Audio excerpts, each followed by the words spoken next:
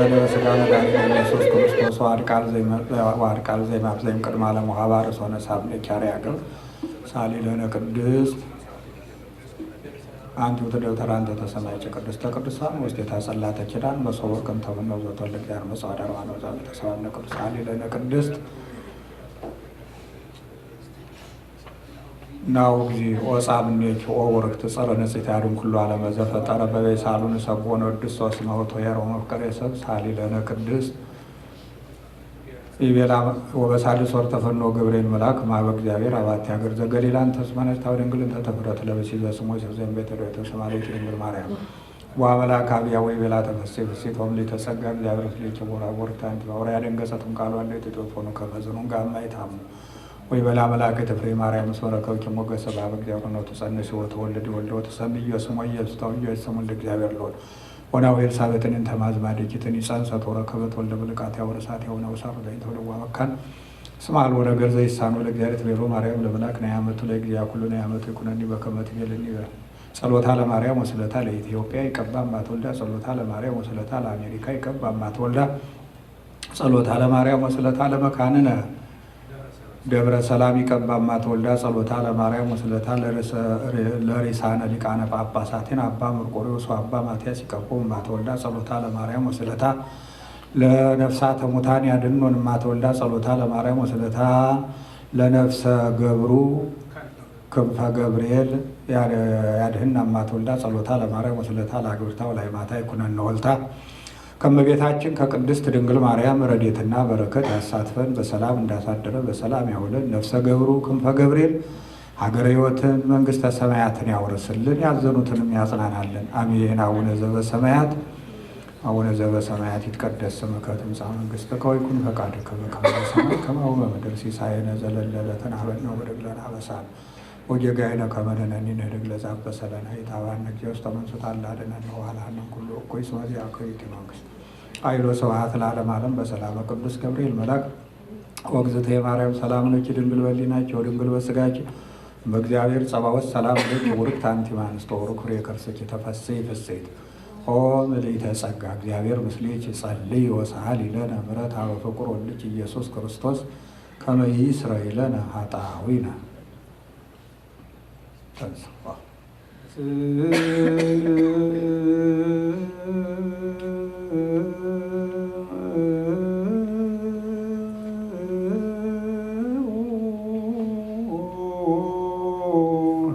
እግዚኦ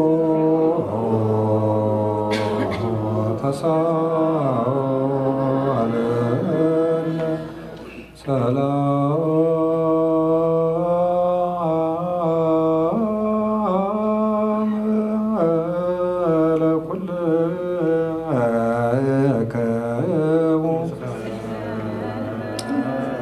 ናኩቶ ለገባሬ ሰናያት ላይ ደነ እግዚአብሔር ማርያም ወለድ ነው አምላክ ነው መድኃኒነ ኢየሱስ ክርስቶስ መሰወረን ነው ረዳና ቀበን ነው አቅረበን ነው ወትሮክፈና አብዮ ተማይጸነን ነው አጻነ ሰዛት ይሳት ንሳሉን ከከመይ ቀበን በዛት ዕለት ቅዱስ ኩሎ ማይበት ነው በኩሉ ሰላም አዚ ኩሉ እግዚአብሔር አምላክ ነው አረከ እግዚኦ ምን ነው ኩሉ ሰናያት ዘይሴኒ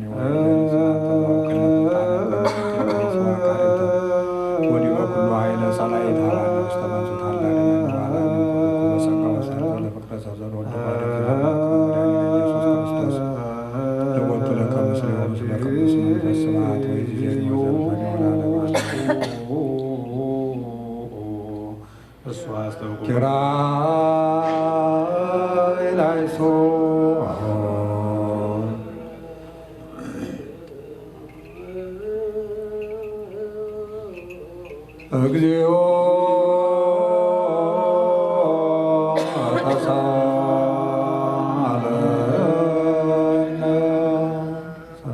ተሳለነ ሰላም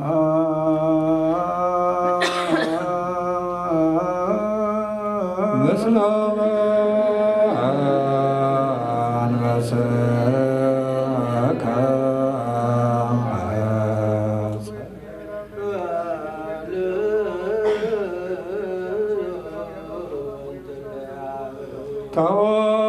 ተወከመ ባወሙላ ወተወከ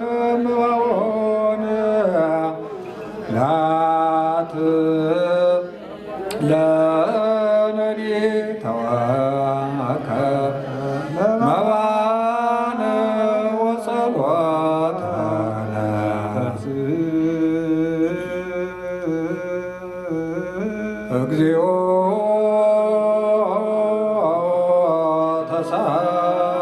ተሳለነ ሰላም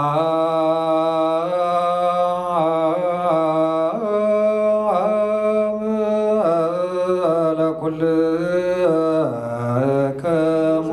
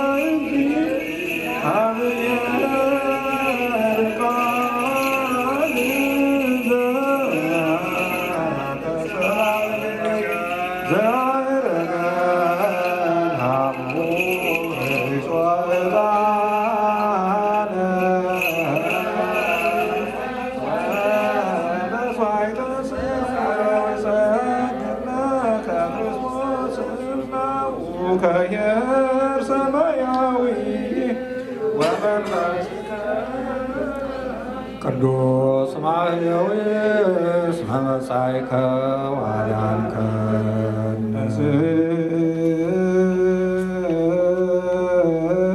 እግዚኦ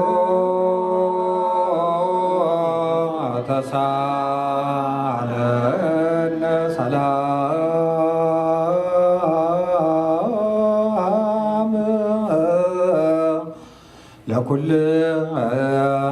ለኩልክሙ ምስለ መንፈስ የአእምሮ ዜናዊ ሐዋርያ ጳውሎስ ሰናየ መልእክት ፈዋስ የዱያን ተነሳይ ለአክሊለ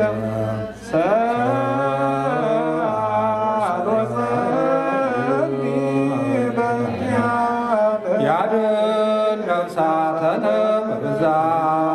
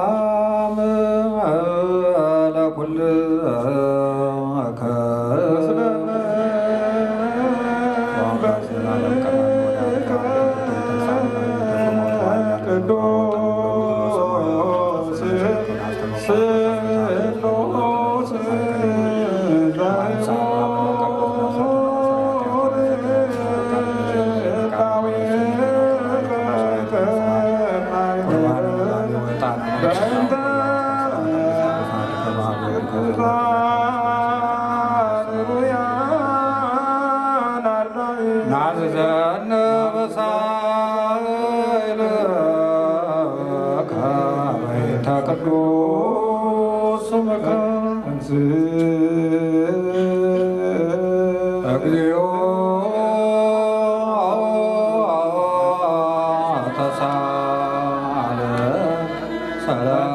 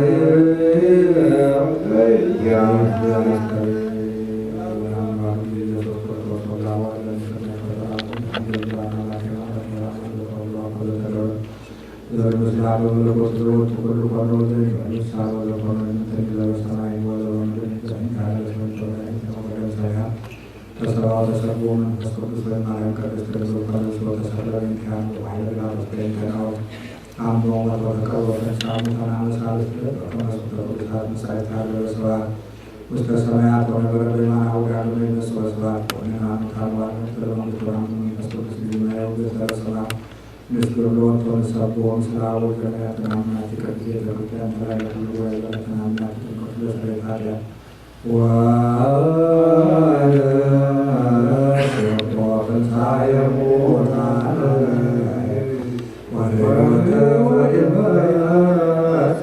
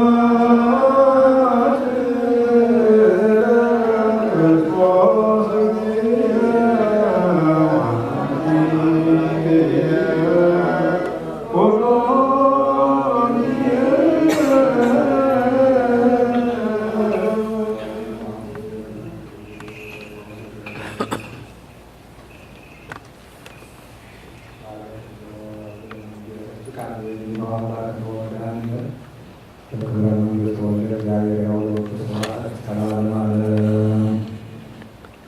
የዮሐንስ ወንጌል ምዕራፍ 5 ከቁጥር 19 ይህ የጌታችን የመድኃኒታችን የኢየሱስ ክርስቶስ ቅዱስ ወንጌል ወንጌላዊ ዮሐንስ እንደጻፈልን ነው። ከዚህ በኋላ ጌታ ኢየሱስ መልሶ እንዲህ አላቸው፣ እውነት እውነት እላችኋለሁ ወልድ ከራሱ ብቻ ምንም ሊያደርግ አይችልም፣ ከአብ ያየውን ይሠራል እንጂ። ወልድም በአብ የሚሠራው ያንኑ ይሠራል፣ አብን አስመስሎ። አብ ልጁን ይወዳልና የሚሠራውን ሥራ ሁሉ ያሳየዋል፣ ከዚህም የሚበልጥ ሥራ ያሳየዋል። እናንተ ልታደንቁ ሙታንን እንዲያስነሳቸው ሕይወትም እንደሚሰጣቸው እንዲሁ ወልድም የወደደውን ያድናል። አብ ከቶ በማን አይፈርድም፣ ፍርዱን ሁሉ ለልጁ ሰጠው እንጂ። ሰዎች ሁሉ አብን እንደሚያከብሩ ወልድን ያከብሩ ዘንድ ወልድን ያከብሩ ዘንድ ወልድን የማያከብር ግን የላከውን አብን አያከብርም። እውነት እውነት እላችኋለሁ ቃሌን የሚሰማ በላከኝም የሚያምን የዘላለም ሕይወትን ያገኛል፣ ወደ ገይንም አይሄድም፣ ከሞት ወደ ሕይወት ተሻገረ እንጂ። እውነት እውነት እላችኋለሁ ጊዜ እንዲመጣ እሱም ዛሬ ነው። ሙታን የእግዚአብሔርን ልጅ ቃል የሚሰሙበት የሰሙትም ይድናሉ። ለአብ ከእርሱ ዘንድ ሕይወት እንዳለው እንዲሁ ለወልድ ሰጠው፣ ሕይወት ከእርሱ ይሆን ዘንድ ይፈርድ ዘንድ ስልጣንም ሰጠው። የእግዚአብሔር ልጅ የሰው ልጅ ነውና። ስለዚህ አታድንቁ፣ በመቃብር ያሉ ሁሉ ቃሉን የሚሰሙበት ሰዓት ትመጣለችና። መልካም የሰሩ ለሕይወት ትንሣኤ፣ ክፉ የሰሩ ለፍርድ ትንሣኤ ይነሳሉ። እኔ ከራሴ አንቅቼ አልሰራም፣ እንደሰማው እፈርዳለሁ እንጂ። ፍርዴም እውነት ነው፣ የላከኝን ፈቃድ እንጂ የኔን ፈቃድ አልሻምና። በወልድ የሚያምን የዘላለም ሕይወት አለው፣ በወልድ የማያምን ግን ይፈረድበታል አለ ጌታ ለደቀ መዛሙርቱ። ቀዳሚው ቃል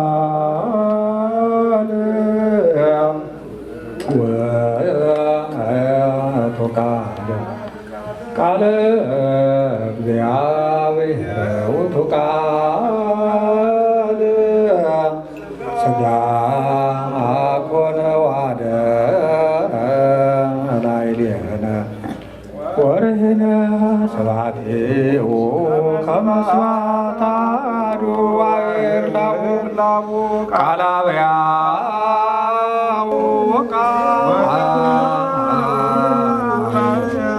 ቃለ እግዚአብሔር ተንሥአ ወሥጋው ማሰነ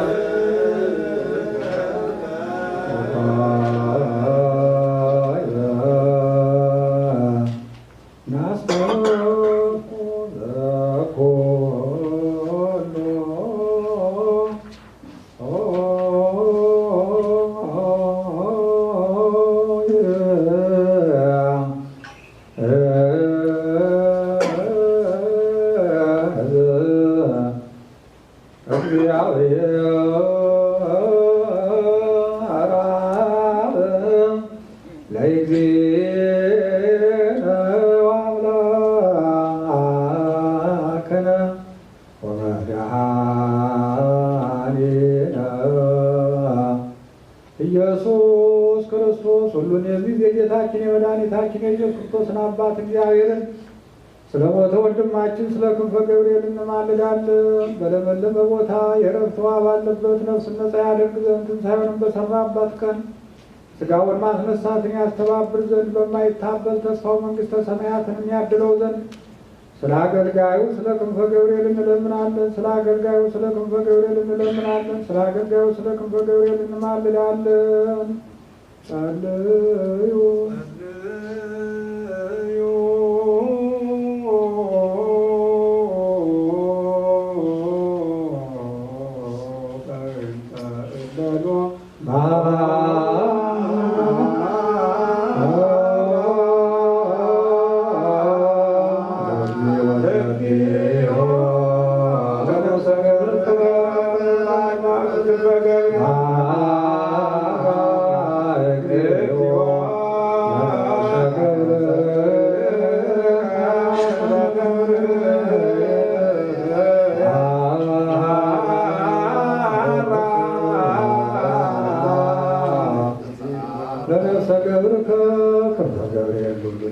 እግዚአብሔር ስለሞተ ወንድማችን ስለ ከበደ ገብርኤል እንለምንሃለን እንማልዳለን። በለበለበ ቦታ የረብቷ ባለበት ነፍሱን ነጻ ታደርግ ዘንድ ትንሣኤን በሠራባት ቀን ሥጋውን ማስነሳትን ታስተባብር ዘንድ በማይታበል ተስፋ መንግሥተ ሰማያትንም አድለው ስለ አገልጋይ ስለ ወንድማችን ስለ ክንፈ ገብርኤል እንማልዳለን። ስለ አገልጋይ ስለ ክንፈ ገብርኤል እንለምንሃለን። ስለ አገልጋይ ስለ ነፍሰ ስለ ክንፈ ገብርኤል እንለምንሃለን።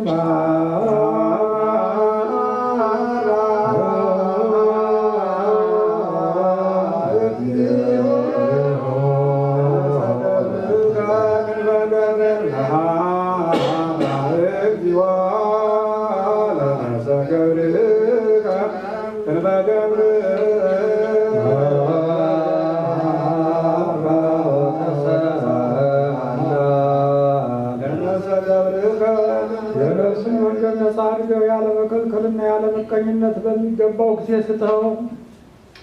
ሥጋውንም ከነፍሱ ጋር አስተባብራ አስነሳ። መንግሥተ ሰማያትንም አድለው። በይንተ ነፍሰ ገብርከ ተወነ ክንፈ ገብርኤል በይንተ ነፍሰ ገብርከ ተወነ ክንፈ ገብርኤል በይንተ ነፍሰ ገብርከ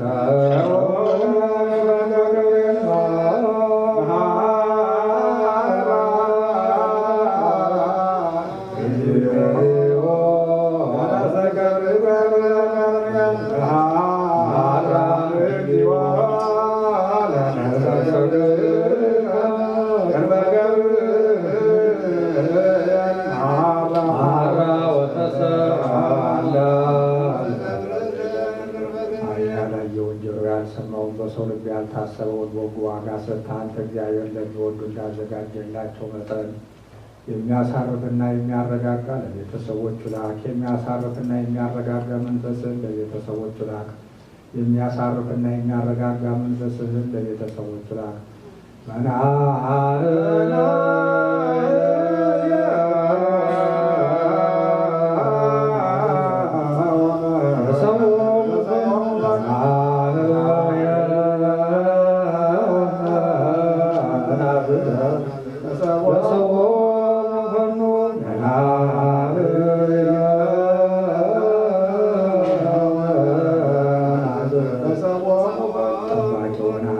ክርስቶስ በእርሱ ያለ ክብር ለአንተ ይገባል። ከእርሱ ጋር ከመንፈስ ቅዱስ ጋር ዛሬ ዘወትርም ወለዓለመ ዓለም። ሰላም አቡነ መንፈስ ቅዱስ ወፍቅር ለእግዝእትነ ማርያም ወላዲተ አምላክ ወሞገሰ መስቀሉ ተረድኤቱ ለእግዚእነ ኢየሱስ ክርስቶስ ኢይራቅም ማእከሌው ማእከለ ኩልክሙ ወትረ በኩሉ ጊዜ ወበኩሉ ሰዓት እግዚኦ ማረነ ክርስቶስ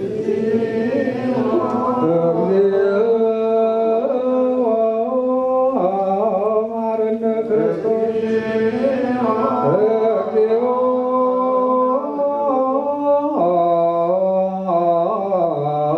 ማረነ ክርስቶስ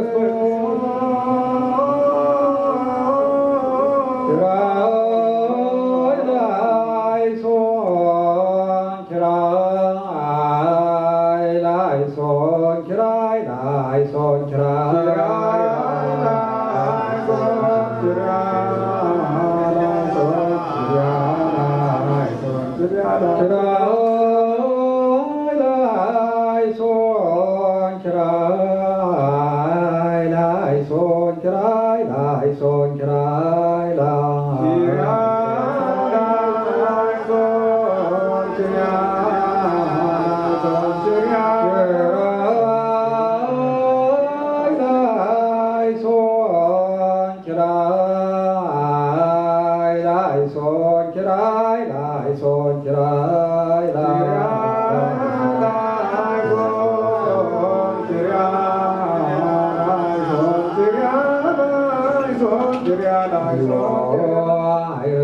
ነፍሰ ገብርከ ክንፈ ገብርኤል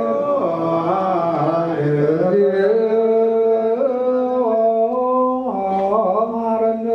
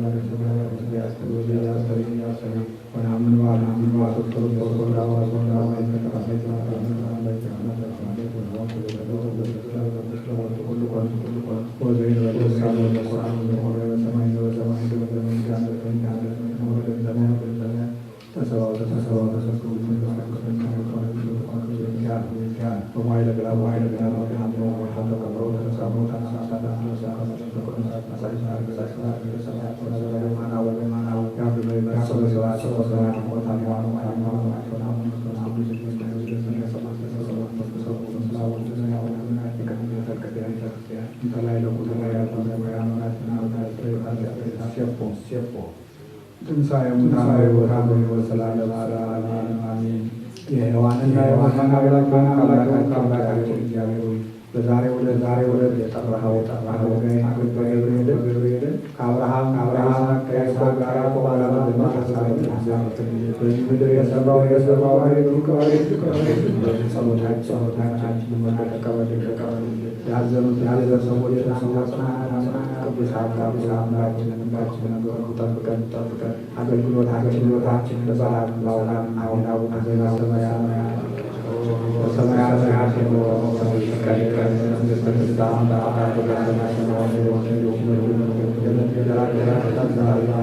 በደላችን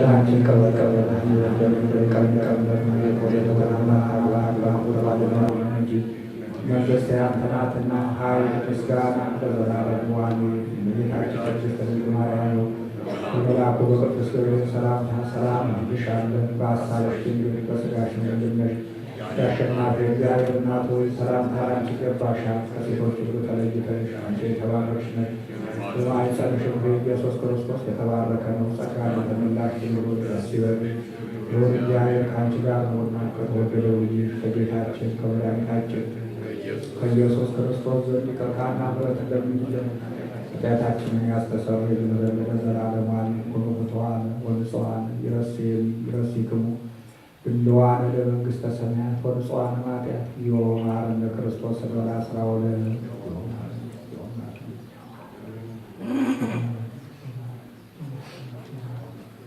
በእንተ እግዝእትነ ማርያም ማረነ ክርስቶስ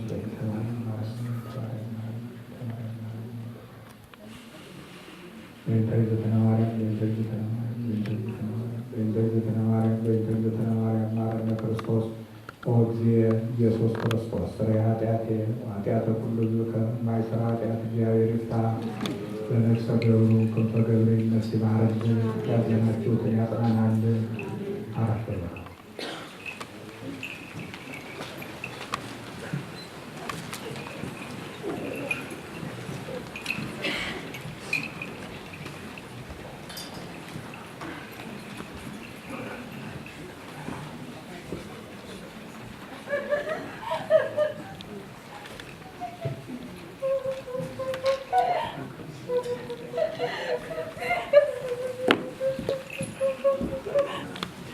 ወወልድ ወመንፈስ ቅዱስ አሐዱ አምላክ አሜን። ኦ እግዚኦ አይረፍ ነፍሰ ገብር ከሰተ ገብርኤል በእነ አብርሃም በእነ ይስሐቅ አጠገብ ያስቀምጥልን። የተወደዳችሁ የክርስቶስ ቤተሰቦች በዚህ ሀገር ላይ የተገኛችሁ ከሩቅም ከቅርብ መጣችሁ የክንፈ ገብርኤልን ቤተሰቦችን ለማጽናናት የተገኛችሁ በእግዚአብሔር በኃያሉ ስም እንደምን አደራችሁ? እንደምን አረፈዳችሁ? እንደምን ዋላችሁ? አሜን። እግዚአብሔር አምላካችን ምስጋና የባህርዩ የሆነ ይህን ዓለም ካልነበረበት እንዲኖር ያደረገና ወደፊቱም እንዳይኖር ያደርገው አምላካችን ፈጥሮ የሚገዛ የምንፈልገውን እኛ ሳንጠይቀው የምንሻውን አውቆ የሚያከናውንልን የሚያቀርብልን እግዚአብሔር አምላካችን እንደ ዓይነ ብሌን የሚጠብቀን ስሙ ለዘላለም የተመሰገነ ይሁን። ብፁዕ አባታችን አቡነ ቴዎፍሎስ የኢትዮጵያ ኦርቶዶክስ ሃይማኖት የቅዱስ ሲኖዶስ አባልና የዚህ አካባቢ ሊቀ ጳጳስ በዚህ ቦታ ተገኝተዋል። የክንፈ ገብርኤልን ሕልፈት ምክንያት በማድረግ ዘመዶችን ለማጽናናትና ለማስተማር በዚህ ቦታ ዛሬ ተገኝተዋል። እኛ የጠየቅናቸው ከልጆችዎት አንድ ካለ በአገልግሎት በፍታት የሚረዳን ካህን ላኩልን ብለን ነበር የጠየቅናቸው። ነገር ግን እሳቸው አይ አይደለም፣ ለእንደዚህ ያለው ነገርማ እኔ ላይ መምጣት ያለብኝ ብለው ራሳቸው በዚያውም እኛም ማናደርገውን የ4 ሰዓት መንገድ በመኪና ተጉዘው እዚህ መጥተው ሊመክሩን፣ ሊያስተምሩን፣ ሊባርኩን ተገኝተዋል። እግዚአብሔር አምላካችን የአገልግሎት ዘመናቸውን የተባረከ እንዲያደርግልን ቅዱስ ፈቃዱ ይሆንልን። ቅዱስ ፈቃዱ ይሆንልን። እውነት ያጣነው ይህንን ነው። እንደዚህ ተገኝቶ ምእመናንን ሆነ በምእመናን ላይ የሚመጣውን መከራ ተመልክቶ የሚያጽናናባት እግዚአብሔር አምላካችን ያሳጣን። ከዚህ በመቀጠል እሳቸው ቃለ ምዕዳን ይሰጡናል። እሳቸው እናዳም።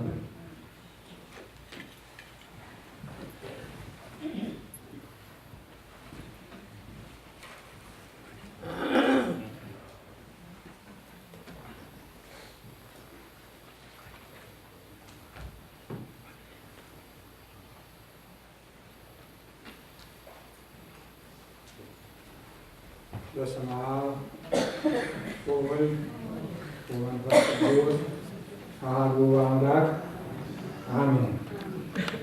የተከበሩ ሊቀ ጠበብት የደብረ ሰላም መድኃኔዓለም ቤተ ክርስቲያን አስተዳዳሪ፣ የተወደዳችሁ ካህናት፣ በዛሬው ዕለት በወንድማችን በክንፈ ገብርኤል ሞት ልባችሁ የተሰበረ ከፍተኛ ሐዘን የተሰማችሁ ቤተሰቦች እንዲሁም በዚህ ታላቅ ሐዘን ላይ ለመገኘት ከሩቅም ከቅርብም ተሰባስባችሁ በአሁኑ ሰዓት የመጨረሻውን ፍቅራችሁን ለወንድማችሁ ለጓደኛችሁ ለማሳየት የተሰባሰባችሁ ሁላችሁም በእግዚአብሔር ስም እንደምን ዋላችሁ። ሞት በሰው በኩል መጣ። ነገር ግን ትንሣኤ ሙታን በሰው በኩል ሆነ። ሞት በሰው በኩል መጣ። በሰው በኩል የመጣው ሞት የሚለውጥ ወደ ሕይወት የሚቀይር ትንሣኤ ሙታን ደግሞ በሰው በኩል ሆነ። ይህ ሐዋርያው ቅዱስ ጳውሎስ ወደ ቆሮንቶስ ሰዎች 15 አንደኛ ቆሮንቶስ 15 ቁጥር 21 ላይ የጻፈው መልእክት ነው። ሞት በሰው በኩል መጣ። ዛሬ ይህ ቃል ተግባራዊ የሆነበት ነው። ዛሬ ይህንን ቃል የምናስታውስበት ጊዜ ነው። ሞት በሰው በኩል ወደ ሰዎች መጣ። ሞት በአዳም በኩል ለአዳም ዘር በሙሉ ተላለፈ። አዳም በሰራው ኃጢአት፣ አዳም ባጠፋው ጥፋት፣ ከአዳም በኋላ ያሉት እስከ ምጽአት ድረስ የዚያ የአዳም ኃጢአት ስለተላለፈ የአዳምን ፍዳ የሚከፍሉ ሆነዋል። ነገር ግን ሞት በአዳም በኩል ቢመጣም ቅሉ ከአዳም ጀምሮ እስከ ቀራንዮ አደባባይ ድረስ በሲኦል የነበሩ ነፍሳት፣ ደጋግ ሲሰሩ የነበሩ ነቢያት፣ እንዲሁም ቅዱሳን አባቶች በዚያን ሰዓት ያላገኙትን በዚያን ሰዓት በተስፋ ሲጠብቁ የነበሩትን ሐዋርያው ቅዱስ ጳውሎስ አዎ ሞት በሰው በኩል መጣ፣ በዚህም የተነሳ ነቢያት እነ ዳዊት፣ እነ ሰሎሞን፣ እነ ኢሳይያስ፣ እነ ኤርምያስ፣ እነ ኖህ፣ እነ አብርሃም፣ እነ ይስሐቅ፣ እነ ያዕቆብ ጠቅላላ በዘመኑ በአካሄዳቸው እግዚአብሔርን ያከበሩ በእግዚአብሔር የታወቁ እግዚአብሔር ያወቃቸው ሞት በሰው በኩል ስለመጣ የሞት ተገዥዎች ሆነው ነበር። ሞት ሁለት አይነት ሞት ነው። አንደኛው ሞት ከስጋ የስጋና የነፍስ መለየት ነው። ሁለተኛው ከእግዚአብሔር መለየት ነው። እና እኒህ ደጋጋ አባቶች ሁለት ሞት ሞተዋል። በስጋ ወደ መቃብር ስጋቸው ወርዷል። ከእግዚአብሔርም ተለይተው በወቅቱ በሲኦል ነበሩ። ሞት በሰው በኩል መጣ። በሰው በኩል የመጣው ሞት ሰው የሆነን ሁሉ እስከ መጨረሻዋ ሰዓት የገዛ በመቃብር እንዲወሰን ያደረገ ትንሣኤ ሕይወት እስከተሰበከባት ዕለት ድረስ ሁሉንም በእግሩ ስር ያደረገ ነበር። ነገር ግን ሞት በሰው በኩል ቢመጣም ቅሉ ትንሣኤ ሙታን ደግሞ በሰው በኩል ሆነ። ያ የሞተ ሰው በአዳም ኃጢአት ምክንያት የተፈረደበት፣ በአዳም ኃጢአት ምክንያት ወደ መቃብር የወረደ፣ በአዳም ኃጢአት ምክንያት ያለ ዕድሜው ሞት የተፈረደበት ሰው ወደ መቃብር ወርዶ በስጋ እንደሞተ ሁሉ በነፍስም እንደሞተ እንዳይቀር በክርስቶስ ሰው በሆነው በክርስቶስ ትንሣኤ ሙታን ተሰበከ። ቅድም ወንጌሉ ሲነበብ ሰምታችኋል ሁላችሁ። ሁለት ትንሣኤዎች አሉ። አንደኛው ትንሣኤ የክብር ትንሣኤ። የክብር ትንሣኤ መልካም ያደረጉ በእግዚአብሔር የታወቁ እግዚአብሔር ያወቃቸው እግዚአብሔር ያከበራቸው በእግዚአብሔር የከበሩ በዚህ ምድር ለሌላው አርአያ የሆኑ ልባቸው ከክፋት ከተንኮል ሰውነታቸው ከኃጢአት የተለየ የክብር ትንሣኤ ሲነሱ በእግዚአብሔር ዘንድ እነሆ የእግዚአብሔርን ትእዛዝ ያልተቀበሉ በእግዚአብሔር ዘንድ ያልታወቁ እግዚአብሔር ያላወቃቸው ፍጥረት ሆነው ግን የፈጠራቸውን የረሱ በዚህ ምድር ላይ በክፋት በተንኮል የተመላለሱ ለሞት ትንሣኤ ይነሳሉ። የሞት ትንሣኤ ማለት በስጋ ወደ መቃብር መውረድ፣ በነፍስ ወደ ሲኦል መሄድ ማለት ነው። የሞት ትንሣኤ ትንሣኤ ሙታን ሁለት ነው። ሁለት ትንሣኤዎች አሉ። መልካም የሰሩ ለሕይወት ትንሣኤ በክብር ሞትን ድል አድርገው መቃብርን ደምስሰው መቃብር ሳያሸንፋቸው ወደ መጀመሪያዋ ርስታችን ወደ ገነት ሲተላለፉ የዳይት ትንሣኤ የሞት ትንሣኤ የሚነሱት ደግሞ ወደ ሲኦል ይወርዳሉ። ይህንን ነው ሐዋርያው ቅዱስ ጳውሎስ ሞት በሰው በኩል መጣ፣ ትንሣኤ ሙታን ደግሞ በሰው በኩል ሆነ ብሎ የተናገረው። ስለዚህ ከክርስቶስ መስቀል በኋላ በአዲስ ኪዳን ክርስቲያኖች ከሞት በላይ ሕይወት ያላቸው ከሞት በላይ ዓለም ያላቸው ሐዋርያው ቅዱስ ጳውሎስ የእኛ ሀገራችን በሰማይ ነው፣ ሀገራችን በሰማይ ነው ብሏል። እውነት ነው። ያለነው በጊዜያዊነት ነው። ለዚህም ነው ዛሬ ወንድማችን በጊዜው እግዚአብሔር የሰጠውን ለጊዜው እግዚአብሔር እንዲቆይበት ያስረከበውን ዓለም ጥሎ ወደ ዘላለም ሕይወት ሄደው። እኛም በጊዜያዊነት አለን። ጊዜያችን ሲደርስ የተሰጠን ጊዜ የተወሰነልን ጊዜ ሲፈጸም እነሆ በክብር ወደ እግዚአብሔር እንሄዳለን። በክብር ይህንን ዓለም አሸንፈን ወደ እግዚአብሔር እንመለሳለን። በክብር ወደ እግዚአብሔር ስንመለስ ስጋችን ወደ መቃብር ቢወርድም ነፍሳችን ግን ሞትን ድል አድርጋ በትንሣኤ ከብራ ከመላእክት ጋር እንደ መላእክት በምስጋና ለዘላለም በማይቆጠር ዓለም ቁጥር የዘመን ቁጥር በሌለው ዓለም ሐዘን፣ ስቃይ፣ መከራ፣ ረሃብ፣ ጥብ፣ ጥላቻ፣ ክፋት፣ መለያየት፣ ስደት፣ ረሃብ፣ ሌሎችም ነገሮች በሌሉባት ዓለም ውስጥ የሰው ልጅ ከብሮ ለዘላለም ይኖራል።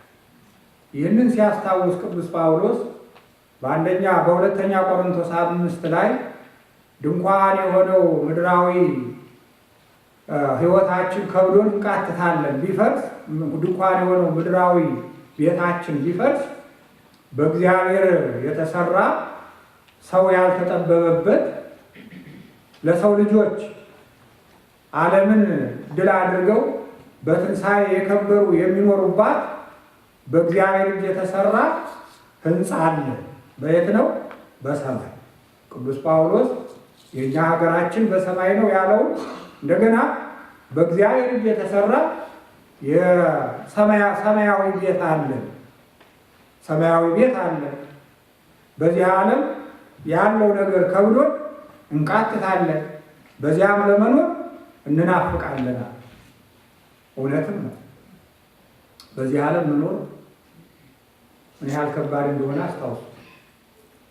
ሌላ ብዙ ምሳሌም አያስፈልግም። ባለፈው ሳምንት በሀገራችን የተከናወነውን ማስታወስ ቀላል ነው። በቂ ምሳሌ ነው። ወንድም በወንድሙ ላይ ቢላዋ አንስቶ አንገት ሲቆርጥ፣ ጡት ሲቆርጥ፣ አንድ ሕፃን ልጅ አድጋ ያልጨረሰች ጡት ያልተወች ሕፃን ዓይኑ እያየ ጨፍልቆ ሲገል ከዚህ የበለጠ መከራ ምን አለ በዚህ ምድር? ቅዱስ ጳውሎስ ያለው ይሄንን በዚህ ምድር እኛ ስንኖር ከብዶን እንቃትታለን። ሸክማችን ብዙ ነው፣ ክፋታችን ብዙ ነው፣ በደላችን ብዙ ነው። ስለዚህ ክፋታችን በደላችን ከመጠን የበለጠ ስለሆነ ቅጣታችንም እንዲሁ ሆኗል። አንዱ በአንዱ ላይ እንዲጨክን ሆኗል። ወንድም በወንድሙ ላይ ጨካኝ ሆኗል። ባለፉት ከ2 ዓመት ከ3 ዓመታት በፊት ታስታውሳላችሁ፣ ወገኖቻችን በስደት ወደ ሊቢያ ሄደው በሊቢያ ምድር ላይ አንገታቸው ሲታረድ ደማቸው ከውቅያኖስ ጋር ሲጨመር እያየን ያለቀስነው እስካሁን ድረስ ልባችን አልደረቀም። ልባችን ተሰብሯል። የእነዚያን ጭካኔ እያየን ለካን ጭካኔው ሀገራችንም አለ ማለት ነው። ከእነዚያ ባልተለየ መንገድ በአገራችን የሃይማኖት ሀገር፣ የነፃነት ሀገር፣ የክብር ሀገር እየተባለች በምትጠራዋ በሀገራችን ሰው በሰው ላይ ጨክኖ ወንድሙን ሲያርድ አይተናል። ስለዚህ ቅዱስ ጳውሎስ በዚህ ምድር የምንኖር እኛ ከብዶን ምን እንላለን? እንቃትታለን። ዓለም ከባድ። ዛሬ ወንድማችን ከዚህ ነው ነፃ ይሆን። እርግጥ ነው ለቤተሰብ ከባድ ነው፣ ለወዳጅ ከባድ ነው፣ ለልጆች ከባድ ነው፣ ለባለቤቱ ከባድ ነው፣ ለሚቀርቡት ከባድ ነው።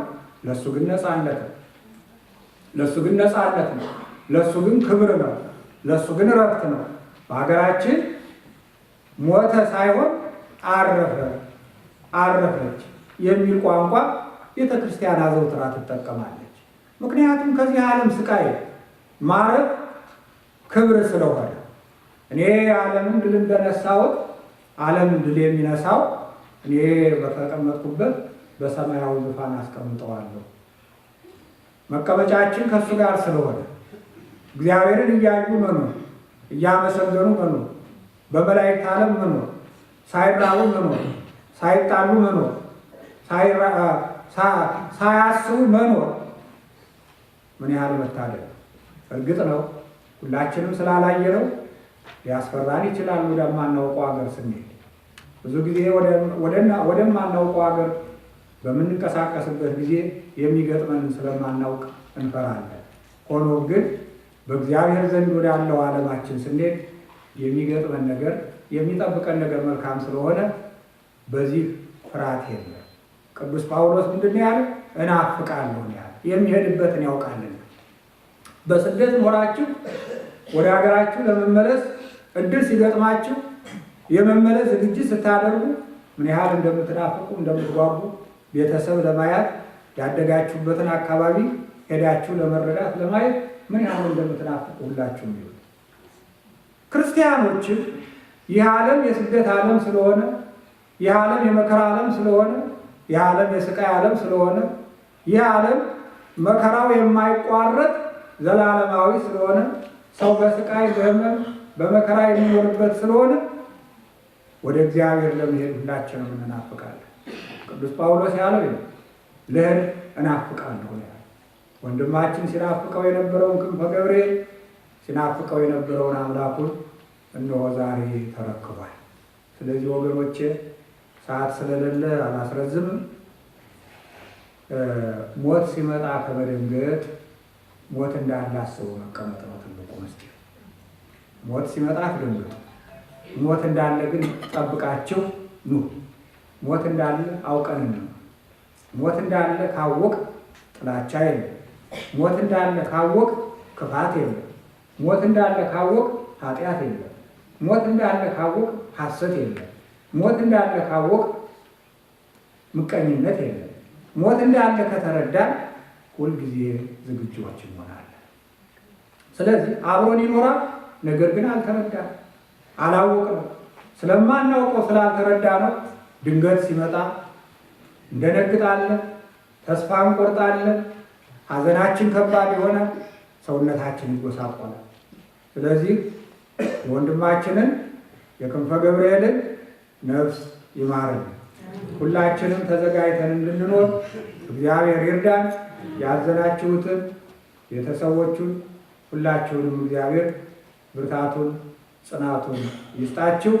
ነፍሱን ከአብርሃም ከይስሐቅ ከያዕቆብ ጋር በዓለመ ገነት ያሳርፍልን። አሜን።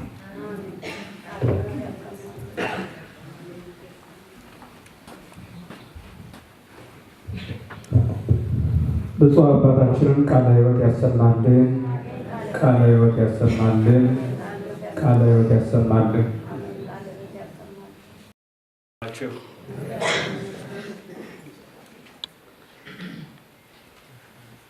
የውድ ወንድማችን ከበደ በላይ የፍትሐ ስርዓትና የቀብር ስነ ስርዓት ላይ ለመገኘት ርቀት ሳይወስናችሁ ጊዜያችሁን ወስዳችሁ ስለመጣችሁ በባለቤቱ በየሺ አመንቴ፣ በልጆቹ በቲያ በላይ፣ አድማስ በላይና በጠቅላላ ቤተሰቦችና ጓደኞቹ ስም አመሰግናለሁ። በጠዋቱ ፕሮግራም ላይ ንግግር የሚያደርጉ ይኖራሉ። በዛ ተዘጋጃችሁ። አባታችን እንዳሉት የሰዓት እጥረት ስላለ ተዘጋጅታችሁ እንድትቆዩ የህይወት ታሪኩን አቶ ብርሃን ዳርጌ ከዛ ቤተሰብ መታሰቢያ ቲያ በላይ፣ አቶ ግርማ ኃይለ ገብርኤል፣ Judge Deborah Archuleta from Belay County Superior Court, and Ato Abune Baru, ተራችሁን እየጠበቃችሁ እንድትመጡ። Good morning and welcome. As we come here today with heavy hearts and numb minds, there are no words to express the mixture of feeling that surrounds each of us here.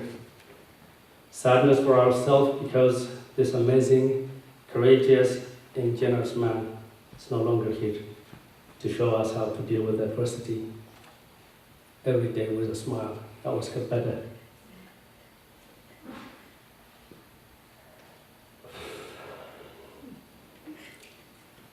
We come to stand with Kebede's wife, Yeshi, his daughter, Tia, and his son, Admas, and nephews and dear friends to bear witness to your loss. Thank you for being here, to stand silent, vigil with them, because every person here represents a life that Kebede touched. And let me express the family's gratitude for your presence. The journey of grief is long, and those who walk it should not walk alone. In times like this, nothing takes the place of friends. Your presence helps the family realize how valuable Kebede was to others and shows what an impact his living and passing has made. With that, I'll invite Ato Brhan to come and read his life story.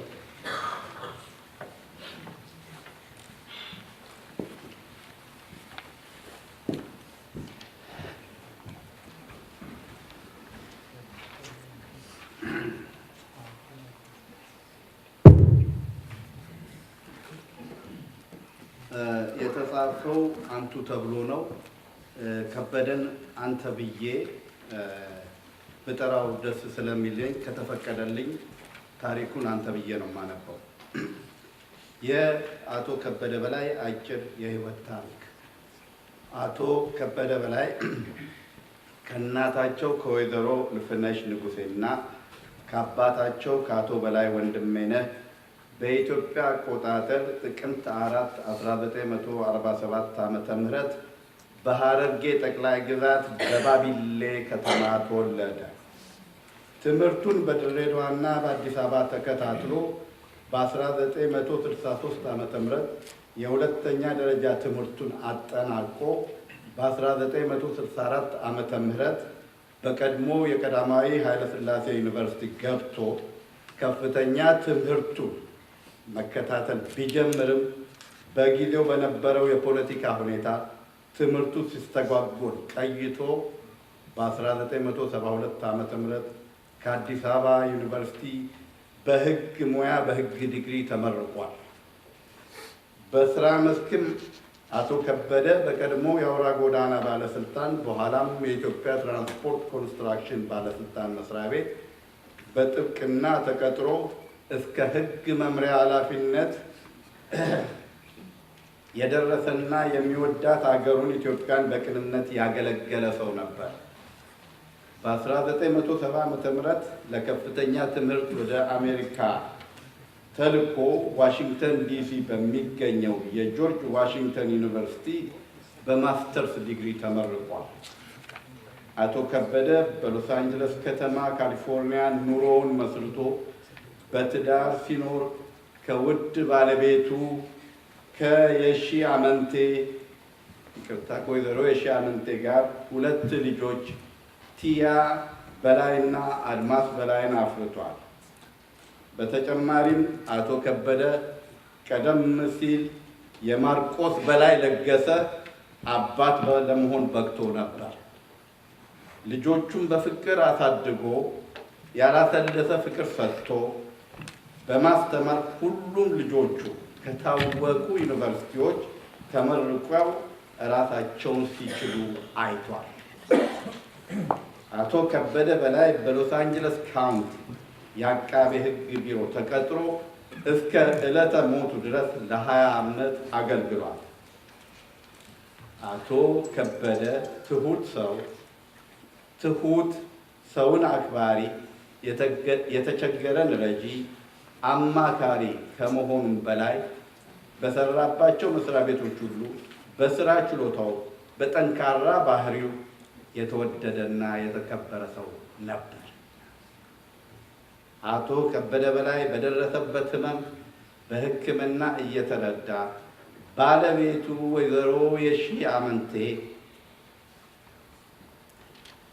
ደከመኝ ሳትል ቀን ከሌሊት ታስታምመው፣ እንዲሁም ልጆቹ ገደብ የለሽ ፍቅር ከቀን ቀን እየሰጡት በዘመዶቹ በወዳጆቹ ጓደኞቹ ፍቅር ጸሎት እየተጠበቀ መስከረም 2 ቀን 2011 ዓመት ሕይወቱ አልፏል። ለባለቤቱ፣ ለልጆቹ፣ ለዘመዶቹ፣ ለጓደኞቹ በደግነት ለሚያውቃቸው ሁሉ መጽናናትን እየተመኘን ለሟቹ መንግሥተ ሰማያትን እንዲያወርስልን እንመኛለን። ከፕሮግራም አስተባባሪዎች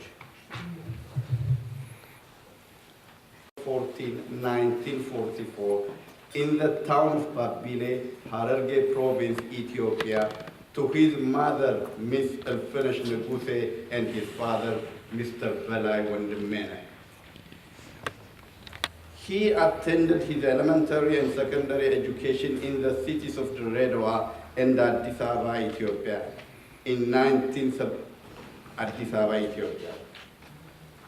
1971, he was admitted to the former Haile Selassie First University.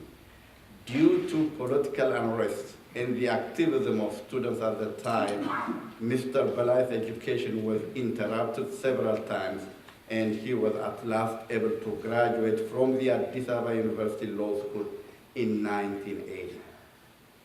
Mr. Belay worked for the former Imperial Highway Authority as attorney and later on as head of the legal department, and served his beloved country, Ethiopia, before he came to the United States of America for further studies in 1986. He obtained his master's degree from the George Washington University in Washington, D.C. Mr. Belay established his life in Los Angeles, California, with his beloved wife, Miss Yesha Mante.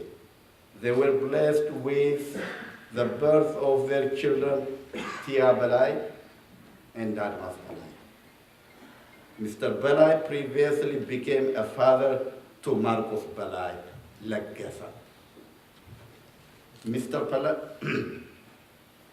Belay was polite, respectful, a helper and advisor to those in need.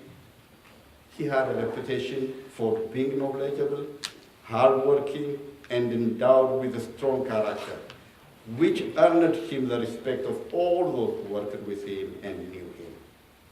Mr. Belay has nurtured and raised his children with unwavering love and commitment. He was very proud and blessed in witnessing the graduation of all his children from respectable universities and becoming responsible adults. Mr. Kebede Belay was employed by the Los Angeles District Attorney's Office, where he worked about 20 years. During Mr. Belay's illness, he was nurtured and cared by his incredible wife, Miss Amante, who never got tired of attending to his needs and making sure his pain and suffering was manageable as it could be. He has also received the utmost love, care, and support from his beloved children, family, and friends. Mr. Belay passed away on September 12, 2008.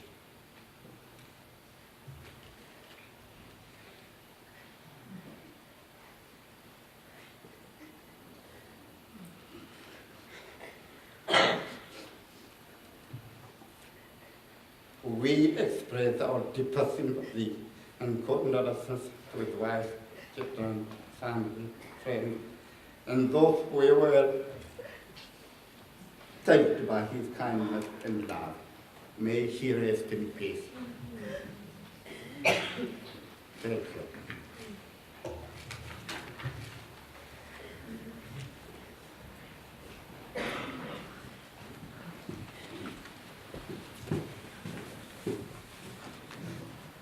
Yeah.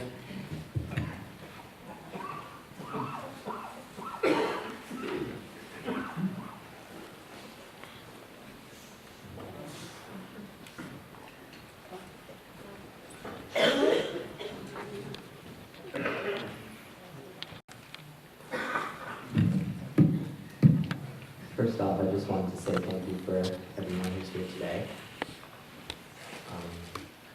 Obviously, my father touched a lot of people. So, I just had a little bit to say about him. I just kind of want to read through it.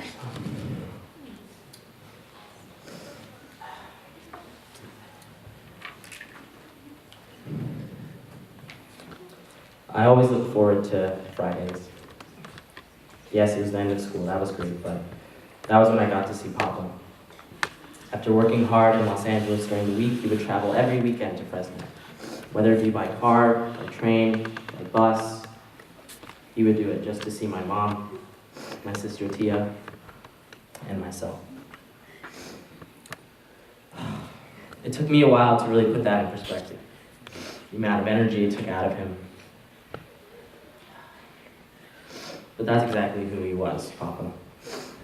He always put family over himself.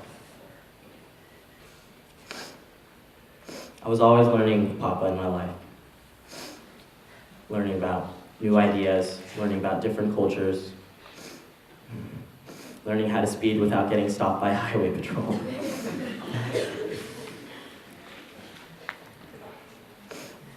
He was always the teacher I looked up to.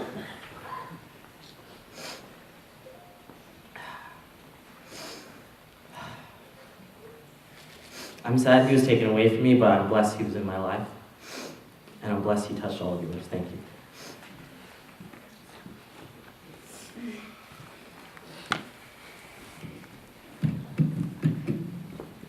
I'm not great at public speaking as it is, so... So first of all, I also wanted to say thank you for everybody for being here today.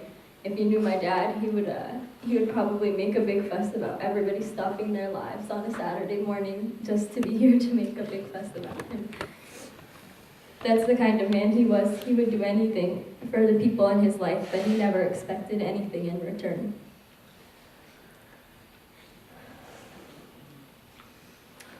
Whether I was thinking that I could write a best-selling children's book at the age of 6 or one day becoming president, my dad always believed that I could do anything.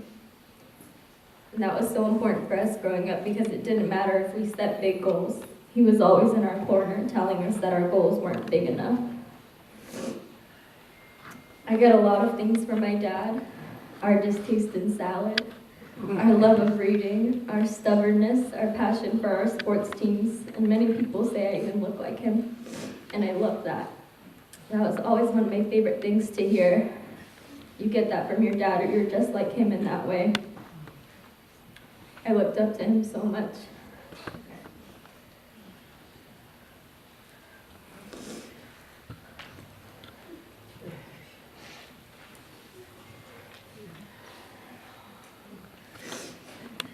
Recently, I was home for 2 months to study for my first board exam. Every morning, we would have breakfast together. We didn't talk much. He would ask me what I was studying that day or about the latest sports news, but it meant the world to me that we had these moments together every morning.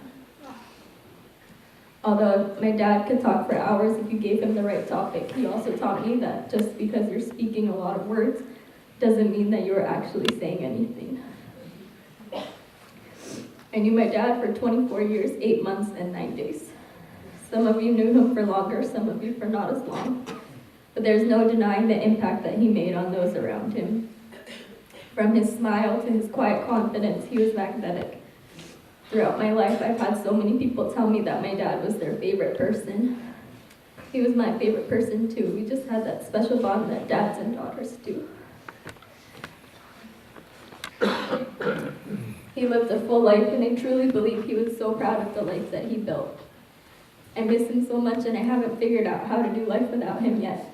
But I do believe that he will always be with me, and the belief that he's proud of the person that I have become will keep me going. Thank you.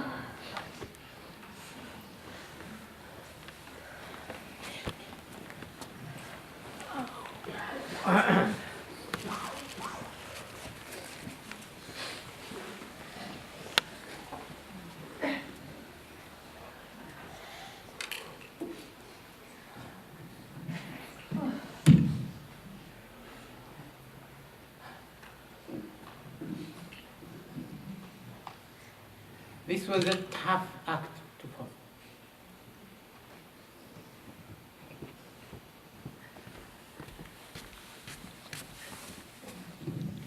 Thank you.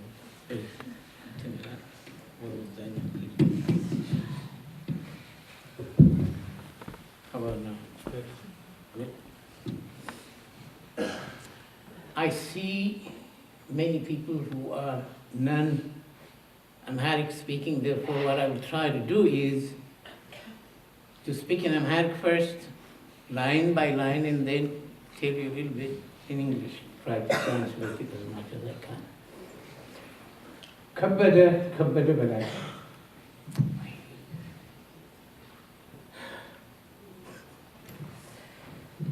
Kebede Belay ለኔ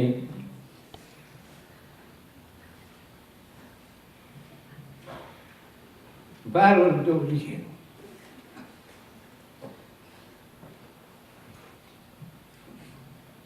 ከበደ በላይ በእድሜ በብዙ በልጠው ጓደኛዬ ነው።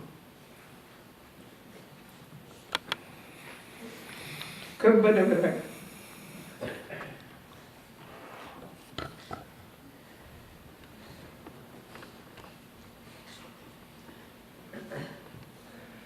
ለረጅም ዘመናት አጠገቤ ቀኝ እጄ ሆኖ ስራዬን ሳቋቁም እንደ ራሱ ስራ አድርጎ አብሮኝ ተሰልፎ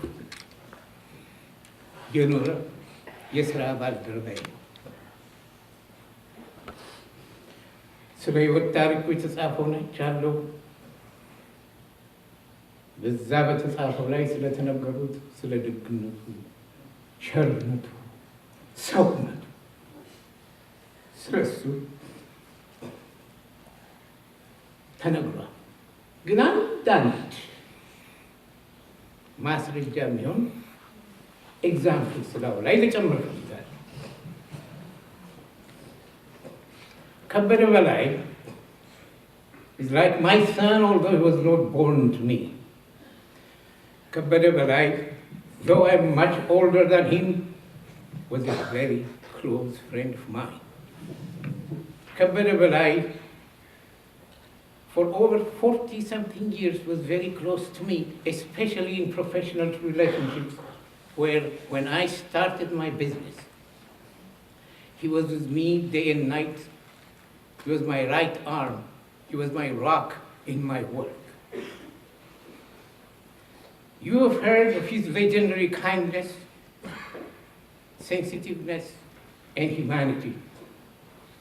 What I try to do now is just to put a little flesh into those things. Due to the constraints of time, however, I will not be able to give you not even a morsel of what I have witnessed in all these almost 50 years of our acquaintance. Kebede Belay በወጣትነቱ ዘመን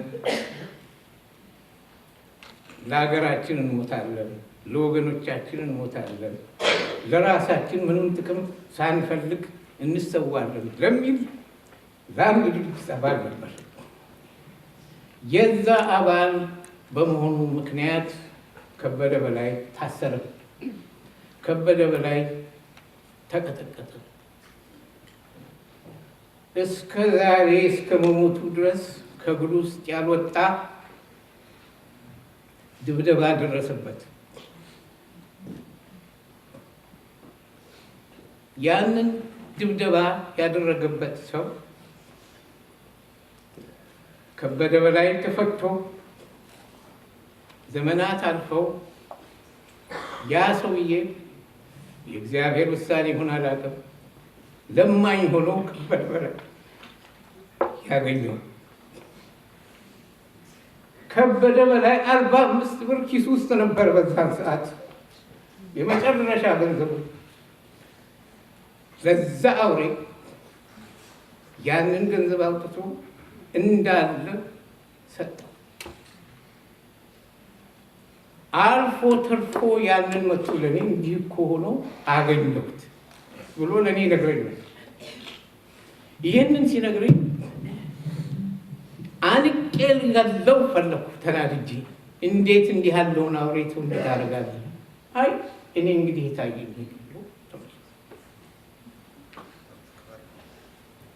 ከበደ በላይ ይሄን ይመስላል።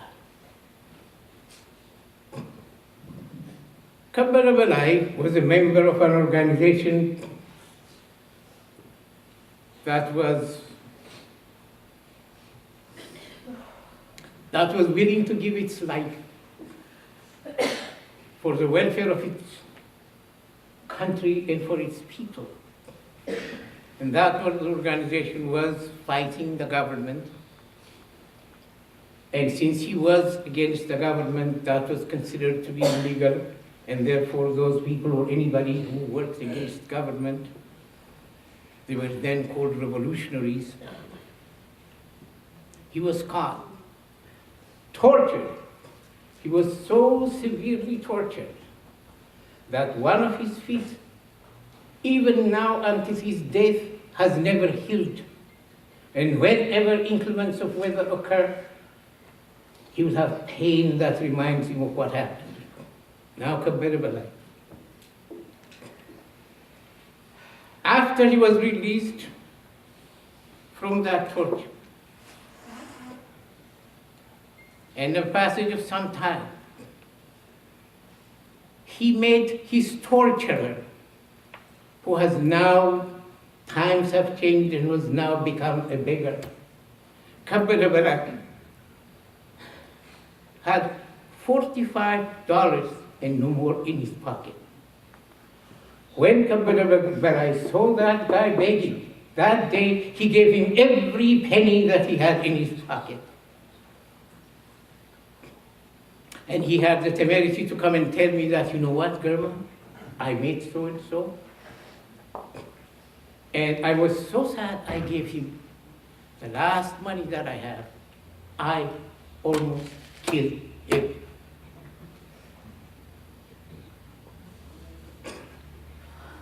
That is Kebede Belay for you. When the statement says that Kebede Belay has legendary kindness and forgiveness, how else, what else would be a telling example than this little example that I gave you? Kebede Belay,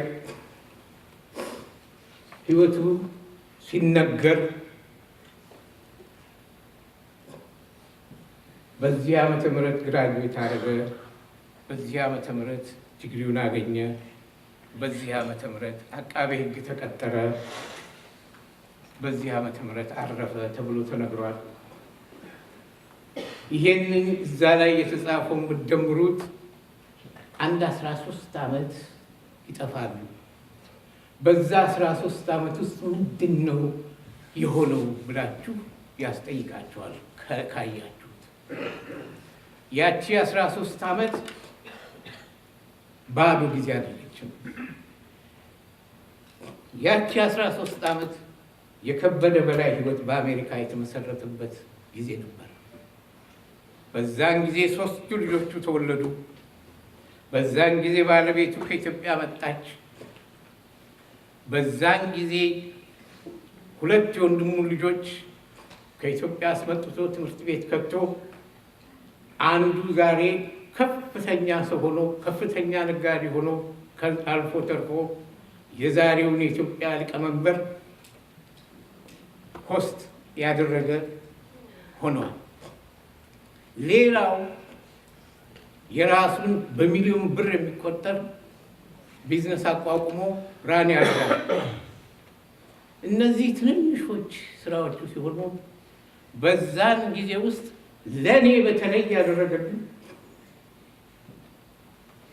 እኔ ስራዬን ስከፍት ዲግሪውን ተቀብሎ ሌላ ወዲያ ወዲህ ሳይል ጠቅልሎ ቀጥታ እኔ ጋር መጣ። እኔ በባዶ እጄ የህግ ቢሮ ከፈትኩ። በባዶ እጄ የህግ ቢሮ ስከፍት እሱ ባዶ እጁን ከኔ ጋር መጣ። ከኔ ጋር መጥቶ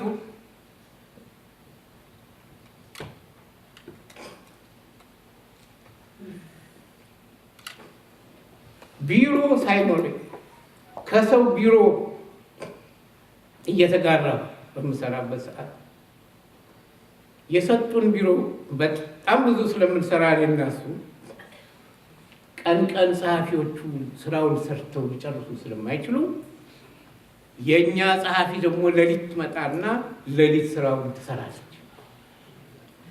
ያንን ስራ ስትሰራ እንዲህ ያለች ምንጣፍ ላይ እኔና ከበደ በላይ ሴትዮዋ ሰርታ እስከምትጨርስ 3 o'clock 4 o'clock ድረስ መሬት ላይ አብረን እንተኛ ነበር። በዛ ጊዜ ይቺ ያልኳት የተረሳችዋ ጋር ይሄ ለእኔ ሲደረግልኝ የነበረ ከኔ ጋር የነበረ ከኔ ጋር ለእኔ ስራ ያሳለፈው ጊዜ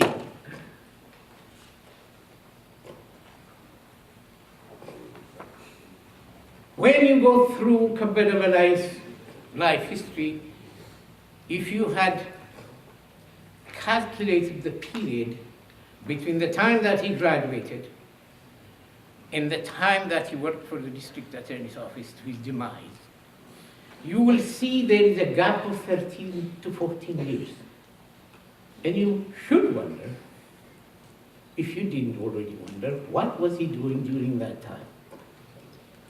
During that time, Kebede Belay was helping me start my own business.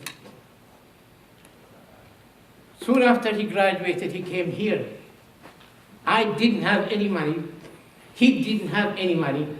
The only thing which we both had was faith in ourselves. And he came.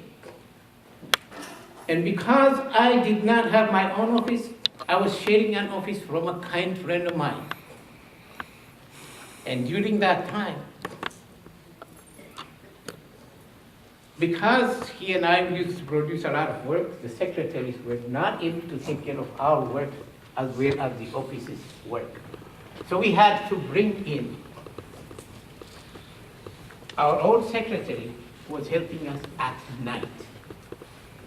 During that time when she was working that work, we used to sleep on the floor in the office with Kebede Belay until the lady finished the work. That was how he and I started. And then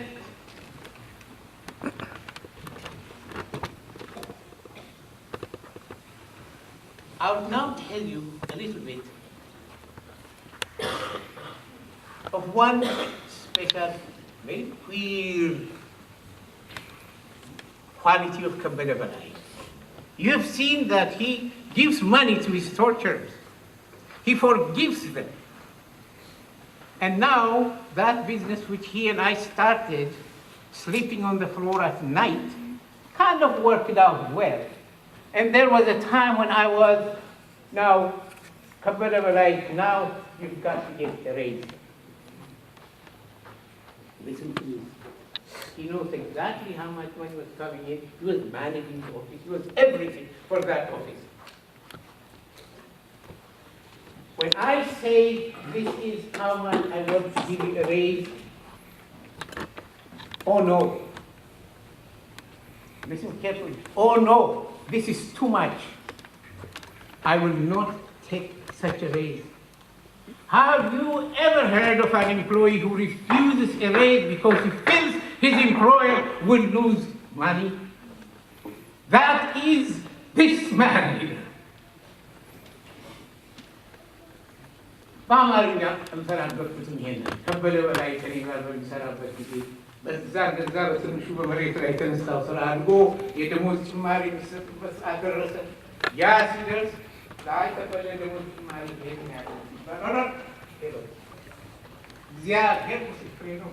ልጆቼ እዚህ ያሉ አልቀበልም። እንዲህ የሚል ሰው እንዲህ የሚል ሰራተኛ በሕይወታችሁ አይታችሁ ታውቃላችሁ? እንዲህ አይነት ሰው ነው ዛሬ ተብዬ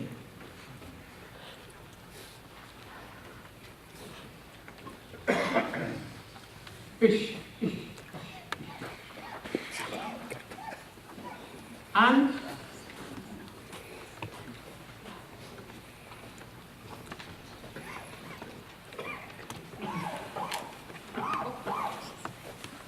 ከበደ ማረፉን ስሰማ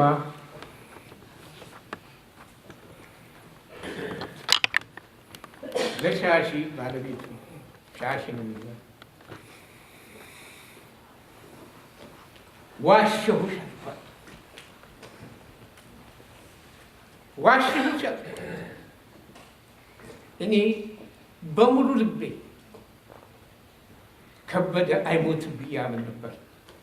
በሙሉ ልቤ እንግዲያው ይሄ ሰውዬ በመጠኑም ቢሆን ተምሯል፣ ሳይንስም ያውቃል። እንዴት እንደዚህ ይላል ልትሉኝ ትችላላችሁ። ይህንን አውቀዋለሁ። ነገር ግን በራሴ ቤተሰብ ውስጥ በእህቴ ልጅ ባል ከሱ የባሰ ታማ ከልጄ ጋር ልሙት ብላ የመጣች ሴት ሐኪሞች ምን ተስፋ የለሽም ካላት በኋላ ድና ቤቷ ስትሄድ አይቻለሁ። እርግጥ በሳይንስ አምናለሁ፣ ግን እንዲሁም ደግሞ በእግዚአብሔር ሚራክል አምናለሁ። ዛሬ ከበደ በላይ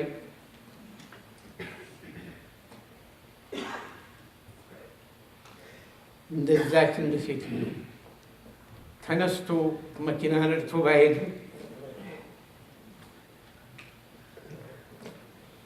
ከበደ በላይ ስራው በደግነቱ በታሪከኛነቱ ምን ጊዜም ከመንፈሳችን አይጠፋም። መጨረሻ አንድ ነገር ልናገር። ትናንትና ባለቤቴ መኪና ስታቆም ቆይ ከዚህ በፊት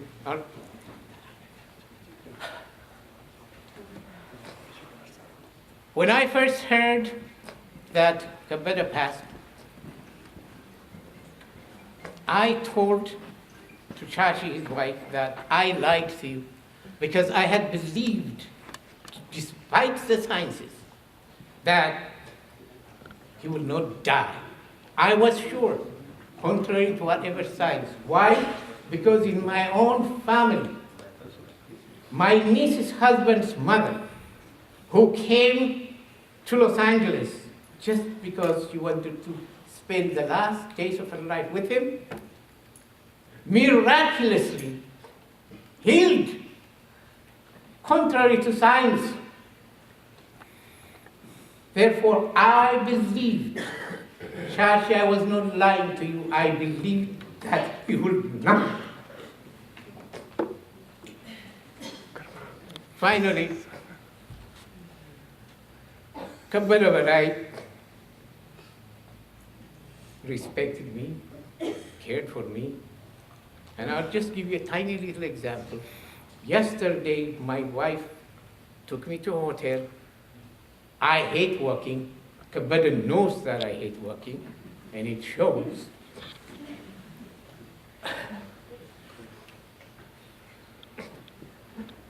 She parked about, I don't know, 200, 300 feet away. And I said, well, why don't you bring the car here? Come on, it's not too far, walk. I swear, Kebede just flashed into my face.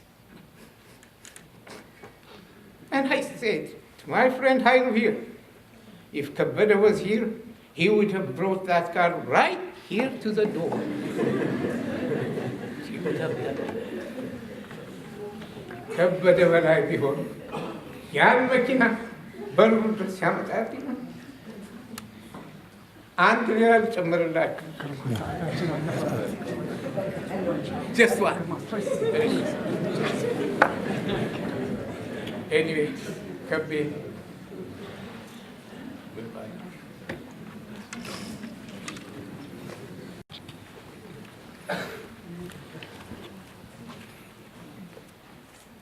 Good morning. The hand of God was on my shoulder last Saturday morning when I got up after a week of judging to have my coffee on Saturday morning. I have a kitchen cabinet with probably 60 coffee cups that have been given to me over the years by friends that travel, children, places we've taken our children. And I picked out, for some reason, the coffee cup that Kebede had brought me from Ethiopia on one of his trips. My husband and I fight over that coffee cup because although my husband never met Kebede, it was his favorite cup for some reason. It was white and it had black writing on it. I don't know what it said. Like most of what I heard today, I didn't know what it meant. But I got that coffee cup. I like to watch my sports on Saturday morning. I turn into ESPN Game Day and I had my coffee.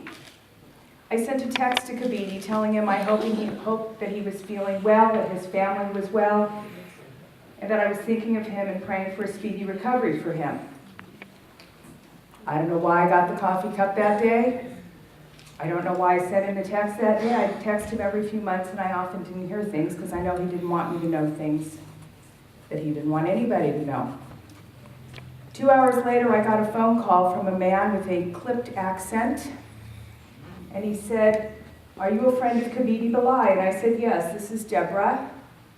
I said, I know you have bad news for me, don't you?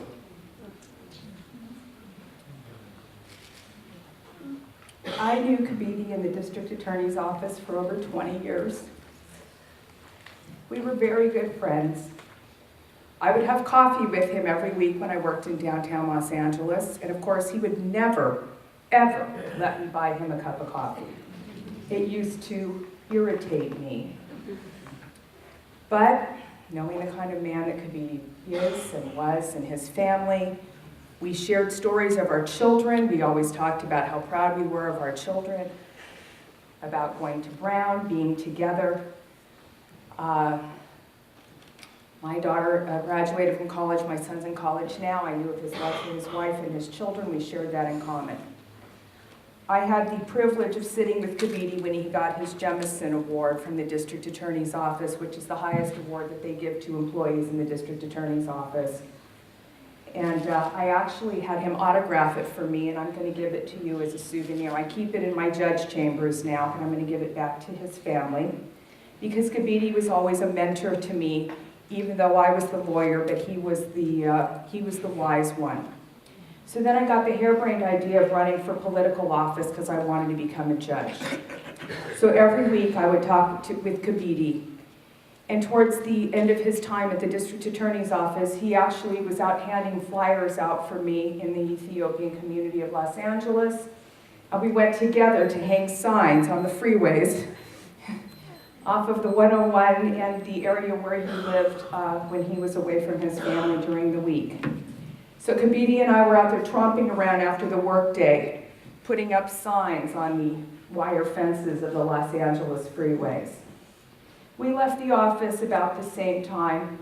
I had become a Superior Court judge, and Kebede to return home so that he could heal and spend time with his family.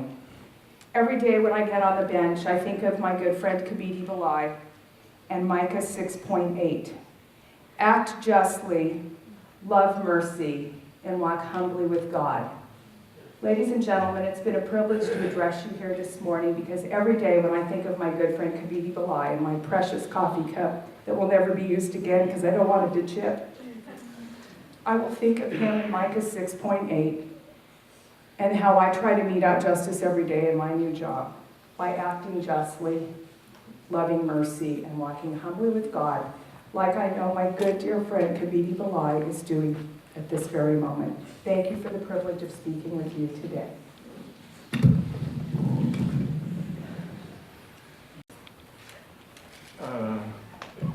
ከበደ ለእኔ አባቴም አጎቴም ነበረ።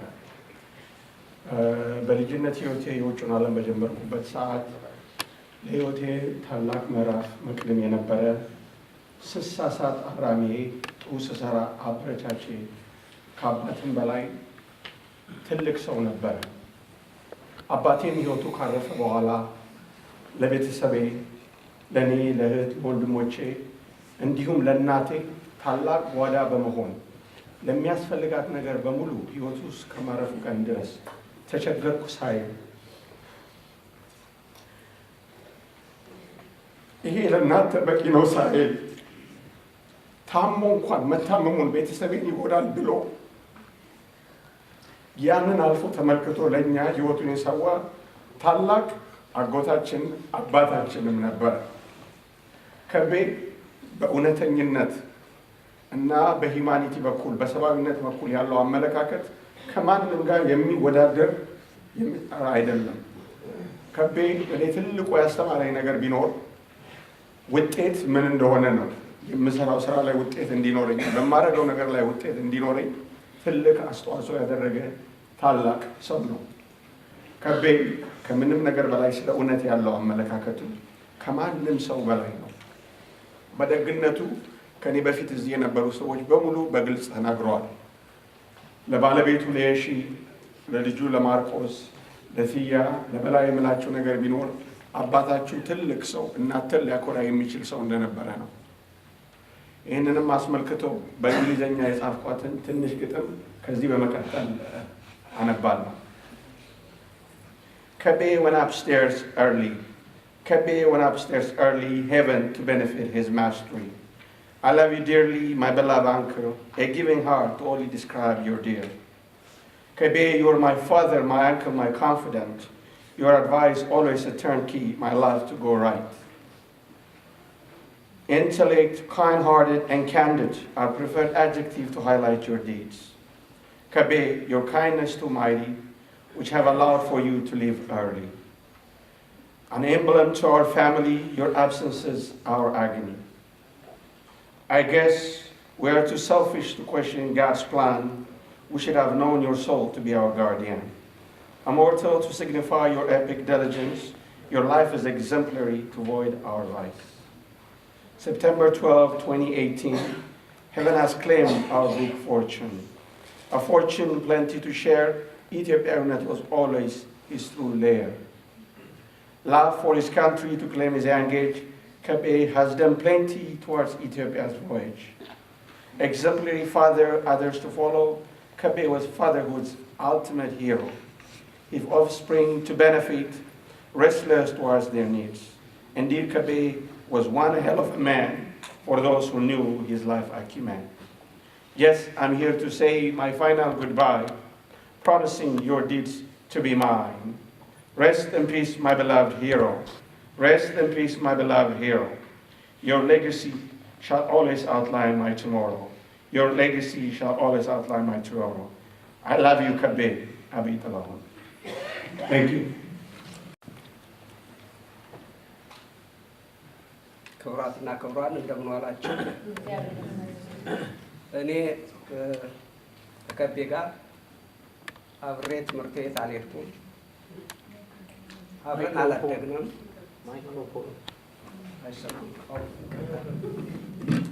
ይቅርታ፣ እኔ ከከቤ ጋር አብረን ትምህርት ቤት አልሄድንም፣ አብረን አላደግንም። ግን አንድ ዓላማ አስተሳስሮን ይኖራል። ያም የአንድ ድርጅት አባል ሆነን አብረን በመታገላችን ነው። በዛሬው ዕለት እኔ በራሴ እንደው የምችለውን እናገራለሁ ብዬ ነበር። ነገር ግን የድርጅት መልእክት ይዘህ ሂድ፣ ይሄን መልእክት አስተላልፍ ስለተባልኩ የኔውን ነገር አላደርግና ከድርጅቱ ከኢትዮጵያ ሕዝባዊ አብዮታዊ ፓርቲ ከኢህአፓ የተጻፈ አጭር ደብዳቤ አነባለሁ። ጓድ ይሞታል፣ ትግል አይሞትም። ጓድ ከበደ በላይ የጓድ ከበደ በላይን ሞት ስንሰማ የተሰማን ሐዘን ለመግለጽ እጅግ ከባድ ነው። ጓድ ከበደ በላይ እንደ ኢትዮጵያ አቆጣጠር በ60ዎቹ ከተፈጠሩት ለሌሎች እንደ ሻማ እየቀለጡ ለሕዝብ ዴሞክራሲያዊ መብት ከታገለው የዚያ ትውልድ ታሪክ ተጋሪ የሆነ ሀገሩን ሕዝቡን የሚወድ ብርቅዬ የኢትዮጵያ ልጅ ነበር። ጓድ ከበደ በላይ በወጣትነት ዕድሜው ለዴሞክራሲ መብትና ለሰው ልጆች እኩልነት ከፍተኛ መስዋዕትነት የከፈለ ጓዳችን ነበር። ሀገር ውስጥ በነበረ ጊዜ በደርግ ስርዓት አስጠባቂዎች ተይዞ በእስር ቤት ውስጥ ከፍተኛ የአካል ጉዳት ቢደርስበትም የድርጅቱን ምስጢር ሳያጋልጥ ስቃዩን ችሎ በኢህአፓዊነት ቆራጥነት ወኔ ተወጥቶታል። በዚያን ጊዜ በደረሰበት ድብደባ ምክንያት በእግሩ ላይ የደረሰው ጉዳት እስከ ዕለተ ሞቱ ድረስ ህመሙን ተሸክሞ ኖሯል። ከዚያም በትምህርት ወደ ውጭ ከወጣ በኋላ የወጣትነት ድርጅቱን ኢህአፓን ተቀላቅሎ ንቁ ተሳትፎ ሲያደርግ ቆይቷል።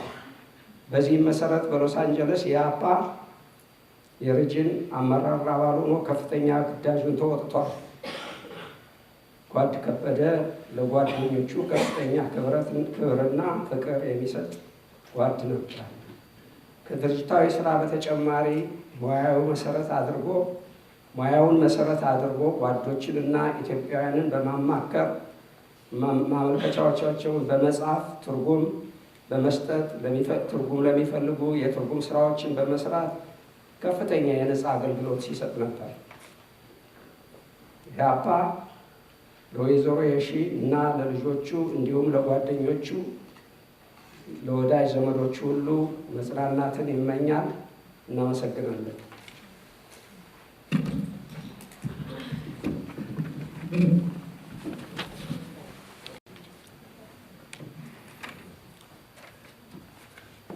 በዚህ ሰዓት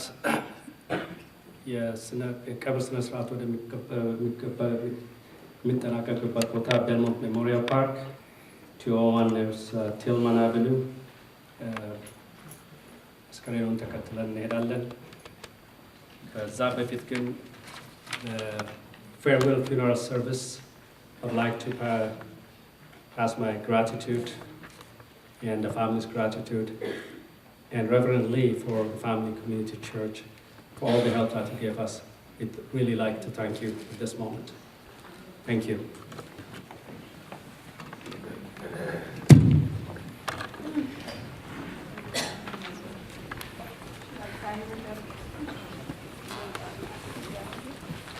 ጸሎት ተነሱ። አቤቱ አምላክ ሆይ በዛሬው ዕለት በክብር የጠራኸውን አገልጋይህን ባዘጋጀኸው የዘላለም የዕረፍት ቦታ አሳርፍልን። ያዘኑትን ቤተሰቦችን ሁሉ አጽናናልን። በዚህ ሰዓት ለአገልጋይ ለከበደ የተከናወነውን አገልግሎት የተደረገለትን መልካም ነገር ሁሉ አንተ ተቀብለህ በብሩህ ገጽ የምትቀበልበት በክብር የምታሳርፍበት ይሆንልን። ሩጫዬን ሃይማኖቴን ጠበቅኩ፣ ሩጫዬን ጨረስኩ፣ ከእንግዲህ የክብር አክሊል ይቀበለኛል ተዘጋጅቶ ይጠብቀኛል ባለው ቅዱስ ጳውሎስ ቃል መሰረት ለአገልጋይህ ሃይማኖቱን ጠብቆ ሩጫውን ጨርሶ ከአንተ የክብር አክሊልን ለመቀበል ወደ አንተ ገስግሷል። ለቅዱሳን ያዘጋጀውን የክብር አክሊል አቀዳጀው። ለዘላለም የእረፍት ቦታ ባለበት አሳርፍልን። በሰላም አውለን አሜን። አቡነ ዘበሰማያት አባታችን ሆይ በሰማያት የምትኖር ስምህ ይቀደስ፣ መንግሥትህ ትምጣ፣ ፈቃድህ በሰማይ እንደሆነች እንዲሁም በምድር ትሁን። የዕለት እንጀራችንን ስጠን ዛሬ፣ በደላችንን ይቅር በለን እኛም የበደሉንን ይቅር እንደምንል። አቤቱ ወደ ፈተናም አታግባን ከክፉ ሁሉ አድነን እንጂ መንግሥት ያንተ ናትና ኃይል፣ ምስጋና ለዘላለሙ አሜን። እመቤታችን ቅድስት ድንግል ማርያም ሆይ በመልአኩ በቅዱስ ገብርኤል ሰላምታ ሰላም እንልሻለን። በሐሳብሽ ድንግል በሥጋሽም ድንግል ነሽ። የአሸናፊ እግዚአብሔር እናት ሆይ ሰላምታ ላንቺ ይገባሻል። ከሴቶች ሁሉ ተለይተሽ አንቺ የተባረክሽ ነሽ። የማኅፀንሽም ፍሬ ኢየሱስ ክርስቶስ የተባረከ ነው።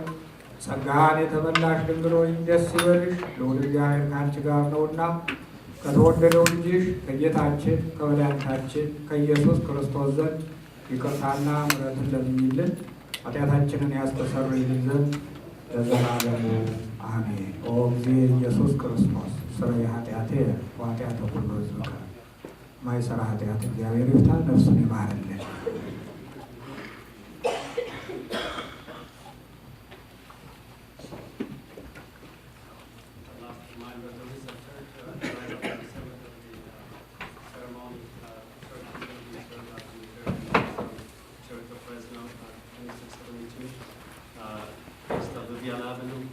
Family would really like to do the final farewell from right after the church. ከቀብር ስነ ስርዓት በኋላ የምሳ ስርዓት ዩኒቴሪያን ዩኒቨርሳሊስት ቸርች ፍሬዝኖ 2672 ላይ አድራሻው በፕሮግራሙ ላይ አለ። እንደ ቤተሰቡ እንድትገኙለትና ስንብቱ የሚካሄደው ከዛ ከምሳ በኋላ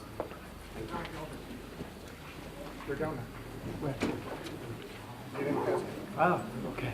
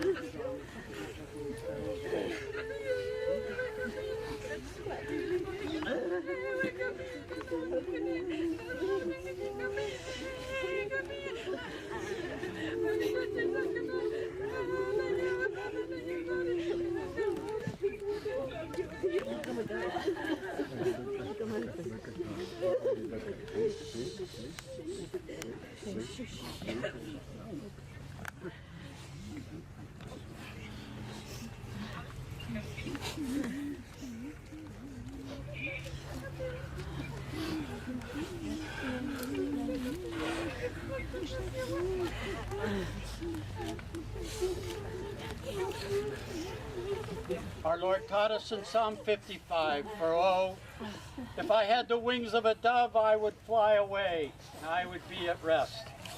And today, as we lay Kebede to rest, let us remember the peace and the joy that he brought his family and friends. The love, the understanding he gave so willingly and generously to all of us, and the Holy Spirit that lives within him. And this bird in flight symbolizes the end of life on earth, but the beginning of eternal life with our Lord Jesus Christ. We soon will release his spirit to be joined by family and friends that have gone before him, but have come back today especially to take him home to our Lord. And as our eyes are turned toward the heavens, these angels will circle as to say his final goodbye and start his journey home. And now the Lord will rise you up on his dove's wings. He will bear you on the breath of dawn. Kebede, he will make you shine like the sun. For now he holds you in the palms of his hands.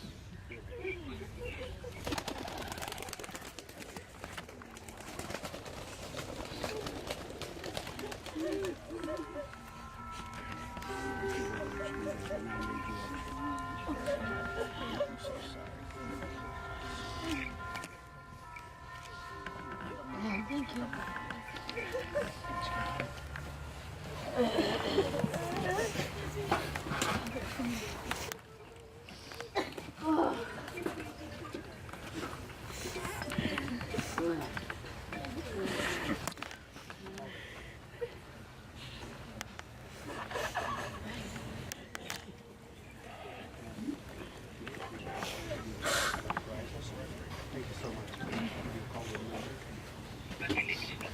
Right through here, sir.